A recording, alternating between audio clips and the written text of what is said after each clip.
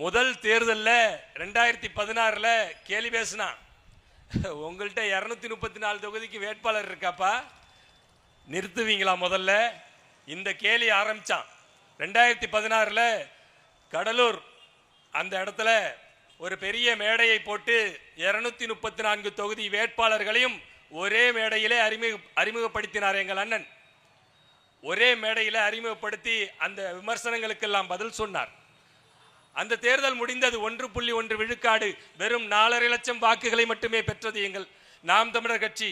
என் அருமை சொந்தங்களை சிந்தித்து பாருங்கள். 4.5 லட்சம் வாக்குகளை பெற்ற ஒரு கட்சி அடுத்த தேர்தலில் காணாமல் போகணும், அல்லது ஏதாவது ஒரு கட்சியோட சேர்ந்து கூட்டணிக்கு போய் கரைஞ்சி போகணும்.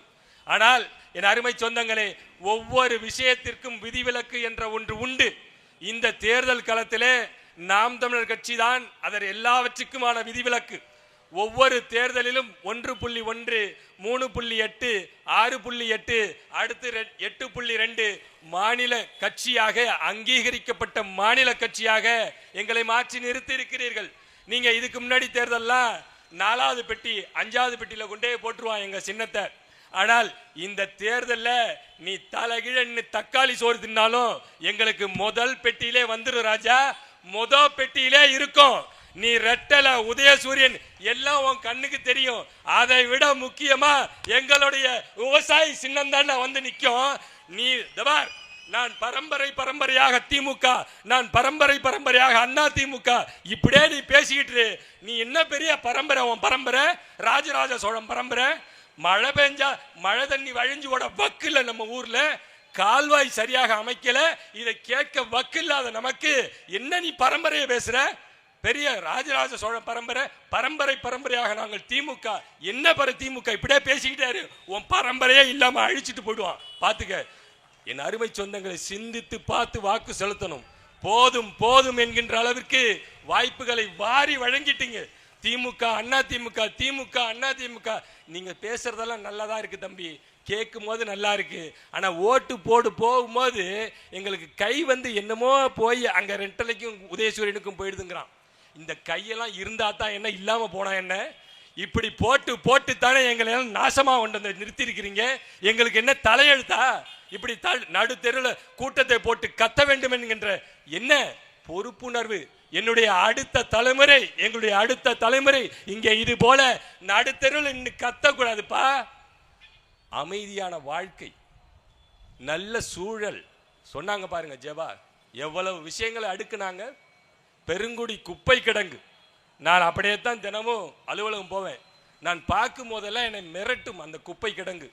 இப்போ சமீபமாக பார்த்தீங்கன்னா 1 மாதமா இன்னும் நெருங்கி வந்த மாதிரி இருக்கு. நம்ம அப்படியே நம்மள இதை நெருங்கி நம்ம சாலையை ஒட்டிக்கிட்டு வந்துருச்சு. என்ன பண்ண போறோம்? என்ன செய்ய போறோம்? காசு இருக்கு ராஜா, கோடியா காசு வச்சிருக்கிற. வங்கியில போட்டா வட்டி வரும், திங்க ரொட்டி வருமா? என்ன செய்ய போறோம்? ஒரு குப்பையை மேலாண்மை செய்யக்கூடிய அளவுக்கு நம்மள்ட்ட நிர்வாகம் இருக்குதா? சிந்திக்க வேண்டாமா? நான் இன்னமும் அவரு என்ன இருந்தாலும் அந்த பெரிய கட்சி தானே. என்னடா உங்க பெரிய கட்சி? என்ன பெரிய கட்சி? டேய், இந்த தமிழ்நாட்டில் வர்ற தேர்தலில் நீ 234 தொகுதியிலையும் இந்த விவசாயி சின்னம் தான் இருக்கும். திமுகவில் இருக்குமா உதயசூரியன் சொன்ன 234 தொகுதியில? அண்ணா திமுகவில் இருக்குமா ரெட்டல 234 தொகுதியில? உன் பிஜேபி தாமரை இருக்குமா? கை காங்கிரசின் கை இருக்குமா? எங்க இருக்கும்? ஒரே கட்சி, அது நாம் தமிழர் கட்சி மட்டும்தான். தமிழ்நாட்டின் 234 தொகுதியிலும் இங்க நின்று கேட்டிருக்கிற அத்தனை மக்களும் எல்லாருக்கும் இங்கதான் ஓட்டு இருக்குன்னு சொல்ல முடியாது.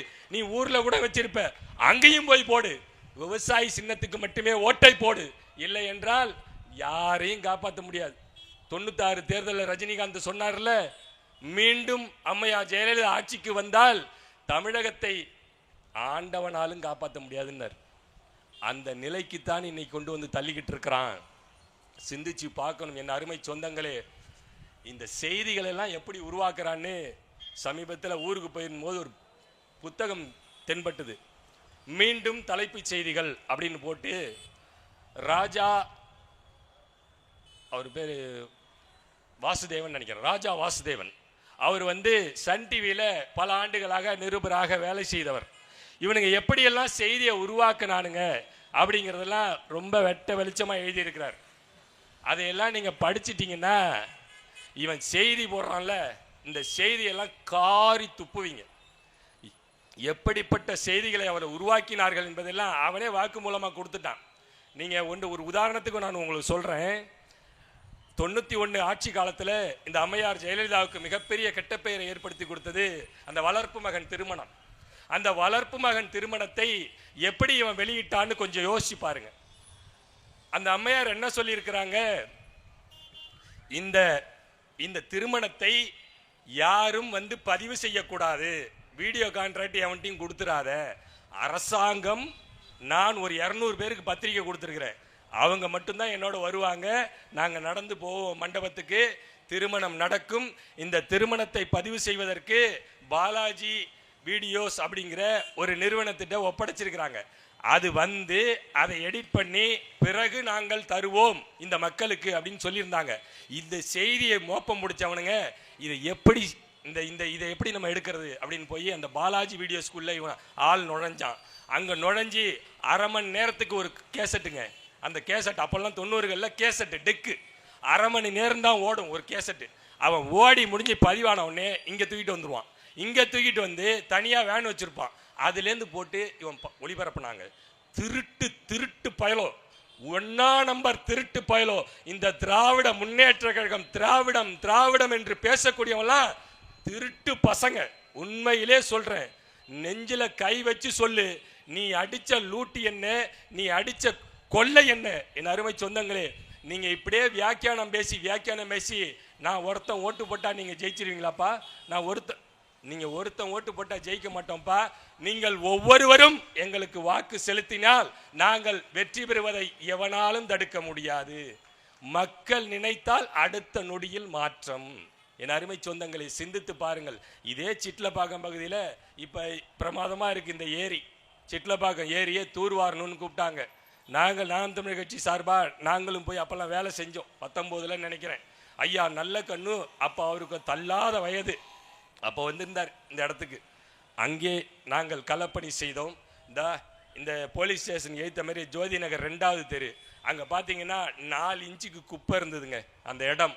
அந்த பார்க்குக்கு பக்கத்தில் 2019ல் நாங்கள் சுத்தம் செய்து அந்த இடத்த வலை போட்டு உள்ள பூச்செடிகள் அந்த நிறைய நட்டு அந்த இடத்தையே மாற்றணும், அந்த இடத்தின் தன்மையே மாற்றி அந்த இடத்த வேலி போட்டு 2-3 முறை வேலி போட்டோம். அப்பயும் நாசம் பண்ணானுங்க. இதை விட கேவலம் என்னன்னா, அங்கே இருக்கிற ஒரு அதிமுககாரன் நம்ம ஒரு கம்பம் வச்சுருந்தோம், கொடி கம்பம், அங்கே கொண்டாந்து சாணியை கொட்டுறான். ஓம் புத்தி பூரா சாணி தானா இருக்குது, நீ இதைத்தானா பண்ணுவ? சாணிக்கு பிறந்த சாணிகளே, நீங்கள் வேற என்னத்தை செஞ்சிருவீங்க? ஆனால் நாங்கள் அந்த இடத்தை காப்பாற்றி வைத்தோம். இன்றைக்கு இந்த காவல்துறை அங்கே பயன்படுத்திக்கிச்சு. ஆக்சிடென்ட் ஆன 2 வீலர்லாம் கொண்டு வந்து அங்கே நிறுத்தி வச்சிருக்கிறாங்க.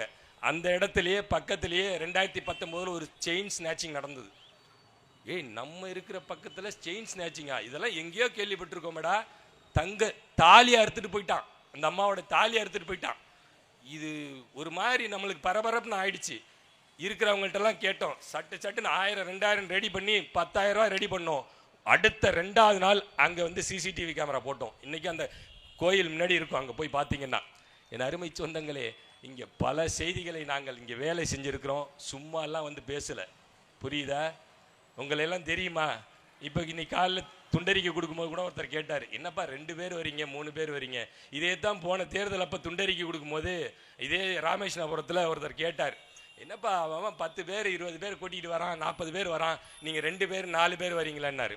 நான் கூட கோவப்பட்டு சொன்னேன், ஒன்றும் பிரச்சனை இல்லைங்க, இது ஒன்றும் பெரிய கம்ப சூத்திரமெல்லாம் இல்லை. ரொம்ப யாராருக்கெல்லாம் மானக்கேடாக இருக்குதோ நாங்கள் 4 பேர் வரோம் 2 பேர் வரோங்கிறதுலாம் வீட்டுக்கு ஒரு 1000 ரூபா பணம் கொடுங்க. ஏன்னா உங்களுக்கு தானே மானக்கேடாக இருக்குது, நாங்கள் 4 பேர் வர்றது.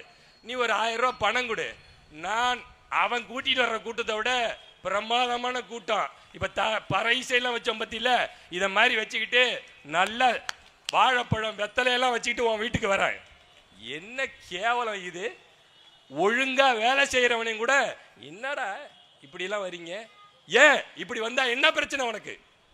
என் அருமை சொந்தங்களே, இந்த களத்திலே கடுமையான பணிச்சுமைகளுக்கு இடையிலும் கடுமையான பொருளாதார நெருக்கடிகளுக்கு இடையிலும் நாங்கள் தொடர்ச்சியாக உங்களை நோக்கி வந்து கொண்டே இருக்கிறோம்.